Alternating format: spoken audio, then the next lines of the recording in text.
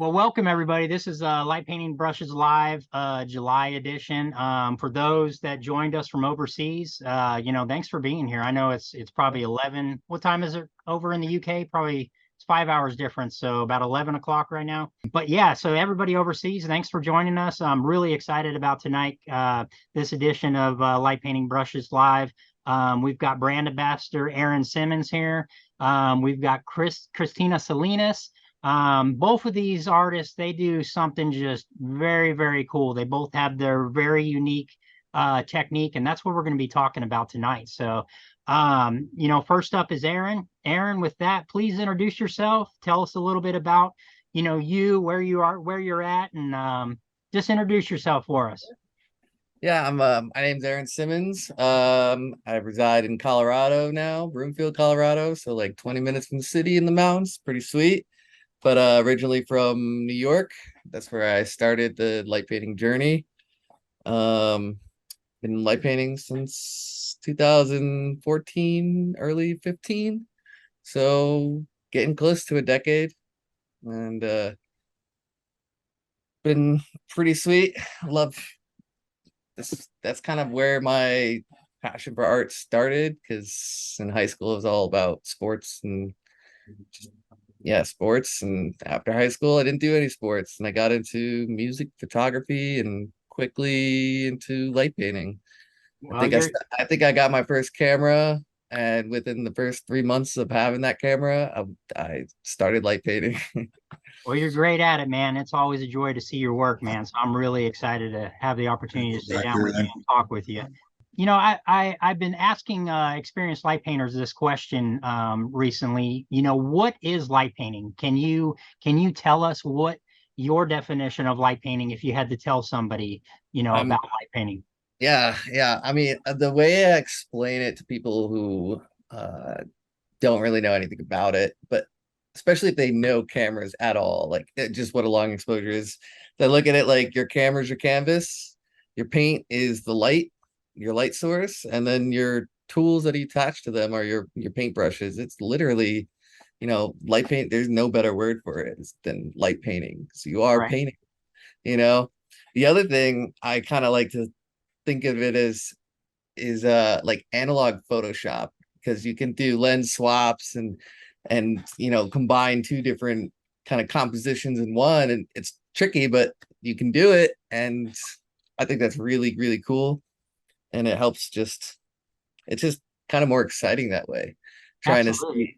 see, seeing something you see on Instagram or Facebook that's not a light painting and going, how could I do that with a single exposure is a lot of fun to do.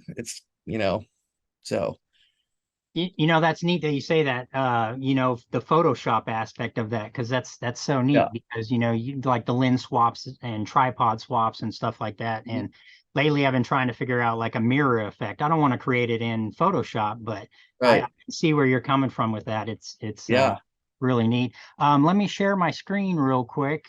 So for those that don't know, obviously Erin Simmons, he is a brand ambassador with us. If you guys ever want to check out a cool interview that we've done with him. Just go to the lightpaintingbrushes.com under brand ambassadors. You can scroll down to Erin Simmons, and there's a neat little interview in here and just a little bio, and there's some other images, and it's worth having a look at. And I absolutely love his work, so just recommend taking a look at this.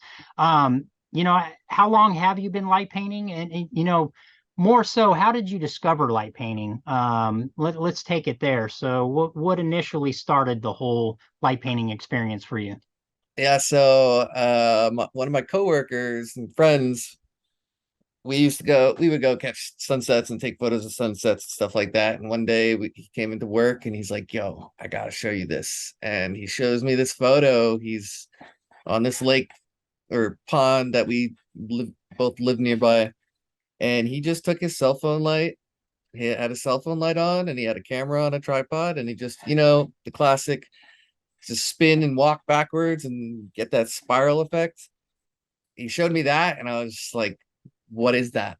How'd you Right. do that? And he's like, it's a long exposure, and I didn't even know what a long exposure that was at that point. I'm like, what is that? How do you do that? And he's like, leave your shutter open. Like, what is that? I didn't know anything. And so I went out with him one night because I like lights in general anyway. Before by this time I already had like lasers and different I think I already had a fiber optic whip because I was going to festivals, and the first time I saw those whips, the flow toys, it's like I want one of those. And so when he got into that or showed me that and we were like, we're gonna go out tonight, I was like, I got a bunch of toys, lights to already bring anyway. Let's do this. Right. And yeah, I fell in love with it right away. And I just started experimenting with anything that glowed in the dark or lit up. I was seeing what it did in the camera. You know, the first time I ever did light painting, it was completely something similar to what you're talking about, but it was completely by mistake. I had dropped a phone, and it was I had a Minolta XTSI camera, so it was film back in the film days. So I send my film off, get it developed, I get this back, see this cool thing on this picture, and I thought I had done something, absolutely spectacular. No one else is doing it. And then I Uh-huh. went online and started researching it, and there was a whole community of people that were Yeah. doing light painting. So just been hooked ever since then, man. uh Yep. Let me go to pull up your folder here. So, man, let's talk about this, about your wildly beautiful technique that you do with the spirographs, man. You set the bar. You're the originator of creating this effect right here. But let's go back to the start. Like, how did you discover this technique? So, you got your initial spirographs. How did this transition into doing it the way that you're doing it? Well, yeah, I think at when I first found light painting brushes, that was like, oh, that light painting, that's what it is. Like we didn't even know that was the term when he had showed me that photo. And when I found you guys, I was just going through all the tutorials, all the different tools, and realizing like, oh, this is a thing. When I saw the spirographs, I tried it out. Yeah, I think the spirographs is one of the early techniques I had tried and experimented with, and I was like, all right, cool. This is cool. But then I didn't really go back to it for a while, and then I don't know who, but I saw somebody and they were combining different colors, and I was just like, maybe I should look at this again. And I did, and I was again like, all right, this is cool, but it's everything kind of everyone gets almost the same results. So it's like, what can I do different? You know, I mean, it's just a pinhole. There's got to be something you can add to this. So I just tried attaching a blade to it, and the first couple ones pretty like bland but different. So I was like, okay. And I just kind of kept playing around with it. And then one of the spins, as I was spinning it, it started winding up on itself. And I noticed when it unwound after spinning it, as it was unwinding, you get like, if you go back to just one before, I was getting these like spikes. Yeah, all those little points. And I was like, oh, okay, this is cool. This is different. This is really different. And so from there, I was just like, gotta wind it up before you let it go. And Right. then I just kept playing around with that, and I noticed like different. If you spin it, with the toy or the ring toss game, I was just kind of imagining I was playing ring toss with nothing on the other side, and just kind of trying to give it different kind of ovals versus circular spins, and then try and add colors to it. I remember And the first time I saw these, man. They were just it was so fresh, and it was so new, and it was just mhm. a spin on something that was just new and unique, and I love Yeah, it, and it's so yeah, cool. yeah. Do you have a name for this technique? Like, is there something that you call this? Yeah, so I mean, it's a little long, but went with spiragraphs with a twist because the I real like it. the real trick to it, like that changes the whole game to it, is winding it up and adding that twist with a blade attached instead of just a pinhole. So yeah, that's that's what I call it. Could you can you walk us through your setup, creating this Yeah, type of work? Like well, yeah, well yeah, so just give us, walk it's through. it's pretty simple, I just have like a 3 foot string nailed into the ceiling, um trying to keep it as best like equal so it's not like kind of drooping on one side, so it's just so the flashlight can just point directly straight down, and then from there I have the camera on the ground looking up, and I use my Olympus mostly for this, but like I started out with the Nikon. My Sony, I don't really it doesn't flip. The LCD screen doesn't flip, so it's like a lot harder to try to get it centered and get it focused and stuff like that. I imagine if you get like a piece of glass or something that you can have it sit on so you can kind of be under it, it would work, but that's just like more work than I need to do. Right. I, uh I I do have a question. Like on this, when I initially was pulling images for the uh, live, and I saw this. Have you tried this technique like say, so the strings hanging at 3 feet, and then uh, add like 2 feet and 1 foot? Like, is this something like giving you that tunnel effect? no, this is so the tunnel effect, that's more uh the flashlight's on a strobe, you know. Gotcha. Okay. And for this one, actually, I'm not twisting the string or winding the string up before I give it the toss.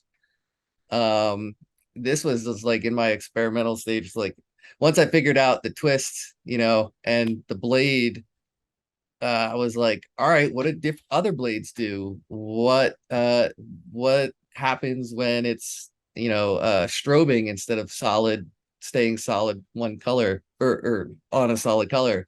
The length of strobe, that was one thing. Having Frank's um flashlight was really nice because I could change the colors. I could put the strobe and the different speeds of the strobe. I could change that all up. And the other really nice thing too was having that remote so that I could turn it on. So what I used to do when I had that flashlight, it broke, but I would keep it off, start the spin, and then once it's going, I would turn the flashlight on. That way I would avoid any like odd like you can't really see where it's coming in or starting because it's already started before the light comes on. Right. So yeah, this is just solid yellow on strobe It's mode. awesome, man. It's such a great technique that you do, man. Mhm. Um, so I have to ask, some light painters find inspiration from what they see, what they hear, what they feel. What would you say is your biggest form of inspiration for not necessarily creating these, but the volume of work that you do? You guys, light painters, artists in general, I mean, that's why I love Instagrams. When I see something that, you know, speaks to me or catches my eye, first thing I do is save it, because whether it's because of the colors, I'll get my inspiration of what colors I want to use from someone else's art, or maybe the concept or the shapes or the textures. And I go, all right, how can I do something like this in light painting? Because it's not going to be the same. If it's a digital piece of art, even if you try to match it exactly, it's going to be wildly different. So, Right. and as you're like trying to recreate that in some way, you also start to see or notice other little things that you're like, oh, let's go this direction, or I like what's happening here. So, um, other artists in general are huge inspirations. The other things is like nature, texture and shapes that you find in nature, color tones that you find in nature.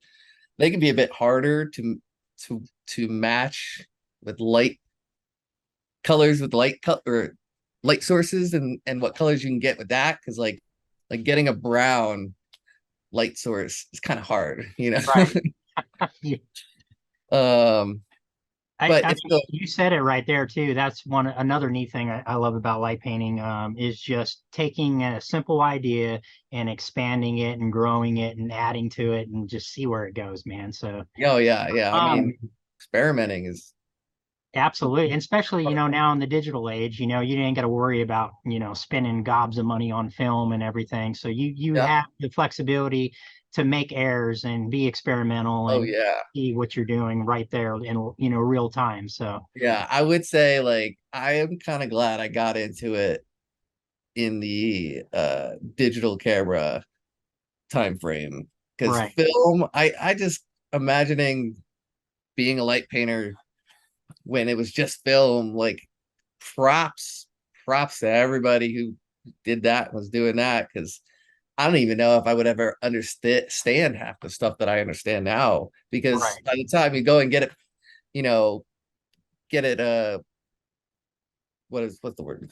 Get it back, from right, being from film. I feel like I would forget half the stuff that I did. I'm like, what did I do to do that? right. And I have to send it back out or get Just it done not only again. that, just the level of commitment, you know what I mean? To, Yeah. to be persistent enough to learn these experiences and have Hmm. the patience to get Yeah. that back and see what you did. So, Yeah. um, You really need a notepad, pen and pad for like what flashlights you use, the exposure of the flashlights for the brightness of the flashlight with the exposure of the camera, because right, it's all different, from the distance you are from the camera to the brightness of the flashlight to the brightness of just the outdoors if you're doing it outdoors or whatever is bleeding in. Yeah, there's so many little things. right. What would you tell someone who just started out light painting, or is there any advice that you would like to share with the community? Yeah, one big one is don't be shy or nervous to reach out to anybody that you see doing this stuff and asking them, how they did that or what tools they use for this. One of my favorite things about the light painting community is everybody loves to like share and pretty open with what they're using, how they're doing it, where they're getting it from and all that kind of stuff. So, and I've never had anybody go, "Oh, it's a secret." You know, Right. I Yeah. know I know people have, but like really I've never came across that. And I asked a bunch of people stuff all the time, when I was first learning. And I love answering people's questions when they hit me up and they go, what flashlight do you use? Or how are you doing this? Or what am I doing wrong? Like I Right. can't seem to get it like that. I'm like, I love sharing that kind of information and seeing Absolutely. what they do, and seeing what they come up with afterwards. It's one of the best parts about our community is just that Yeah, willingness to share and be open with everything. So, um, absolutely. Erin, what's the best way to follow along with you? And let me share my screen because I wanted to share with everybody. So for anybody that wants a more in-depth version of, the technique that he's talking about with the spirographs, he's posted a video on his page, and it's a step-by-step, gives some great examples in there. So, Yeah. what is the best way to follow along with you? And, if anybody wants to check out this video, just go to his page here, Erin Simmons photography. Just you can It's also up on light painting brushes too, I believe, right? The tutorial. I'm not sure. I have to, yeah, I have to Okay. look and see if it I is, I but think yeah, it was at one point, and I think it still is. But yeah, because honestly, like especially starting out, the light painting brushes page and the tutorial list that they had was did wonders. Like it just kept me going right. and sped up my progress and ideas and inspiration super fast. So that's such an awesome thing to have and should totally utilize. I've even gone back and rewatched them even now, even though I understand it. I'm like, I wonder if there's something I'm missing or doing different than what they're doing. Right. But I said Instagram is really where I'm most active. Um, Yeah, and even now, it's like social media is a lot of work for me.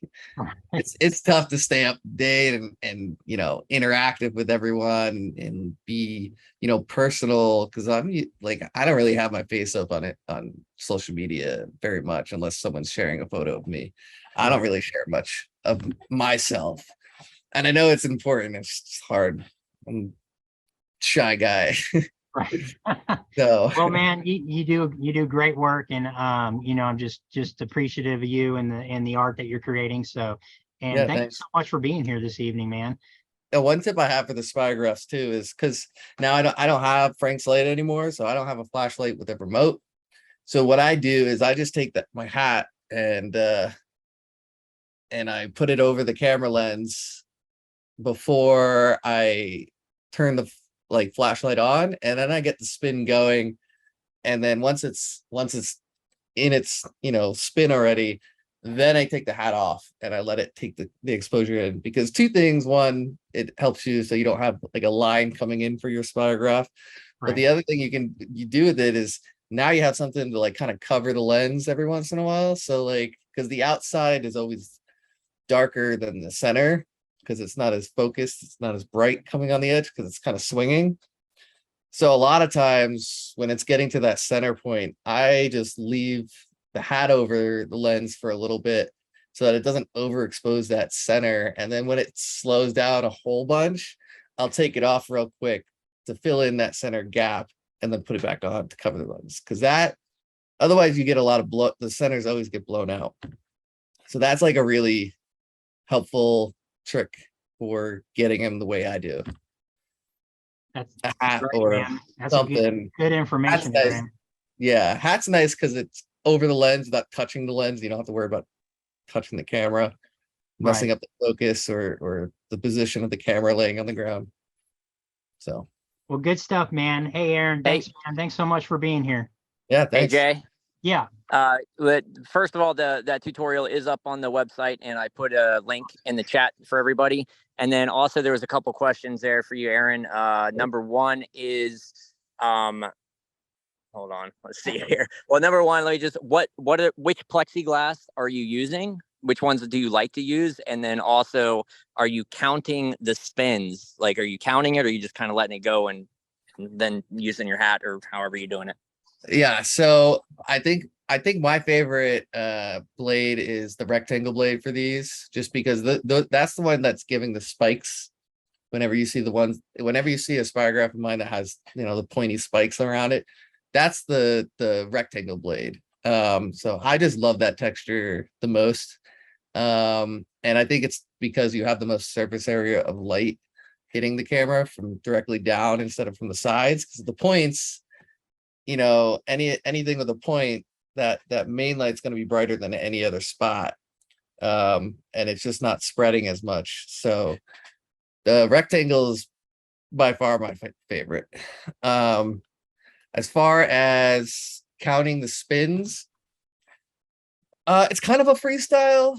I've kind of gotten used to like how many, usually it's like what I'll do is like let it spin, especially on the out, like 3 to like 6 times. And when I notice it starting to get closer to the center, I'll kind of cover it. And instead of counting the spins, I'll just count and I'll cover it for like 2 seconds and then take the hat away for 2 seconds and cover it for two. And that will help with it not getting overexposed in the center because it's going to be lapping over itself. That's usually my approach for it. And then, I'll do that probably 3 or 4 times and then I'll leave it covered for until it almost wants to stop or it starts unwinding the other way because it's unwound itself to the point where it's rewound up the opposite direction. And once I see that, I'll take the cap off again for another maybe 3 seconds to let it fill in that gap. And because a lot of times the unwind and rewind of the opposite direction will give a little bit different texture or stroke to it, which is it's a nice finish off for the center part of it. Awesome, man. Thank you so much. That's really cool info on the. I didn't know you did that myself with the hat taking on and off, on and off. That's great info to not Yeah, I mean, I overexpose that used to center. do it with the remote, but now I don't have a Franklin anymore. So sad. But the hat does the trick all the time. Awesome. Thank you.